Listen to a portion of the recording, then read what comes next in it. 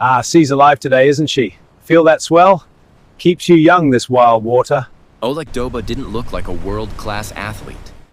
With his magnificent, unruly white beard and a penchant for wearing tattered Hawaiian shirts, he looked more like a retired grandfather who might spend his afternoons tending to a garden in police Poland. But Aleksander Oleg Doba was the man who looked at the Atlantic Ocean, not as a barrier, but as a backyard pond. The peculiar navigator. What made Oleg truly fascinating wasn't just his physical endurance, but his absolute refusal to acknowledge his age. He didn't start his most famous expeditions until he was 64 years old. While others were settling into rocking chairs, Oleg was climbing into Olo, a custom-built 23-foot kayak. He didn't use a motor. He didn't use a sail. He used his arms. The diet.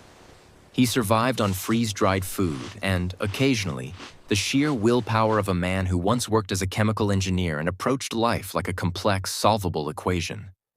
The solitude. He spent months alone.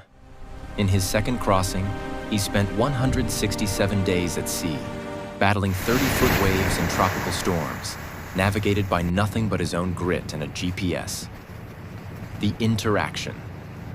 When a massive freighter once stopped to rescue him, thinking he was a shipwreck survivor, Oleg simply waved them off.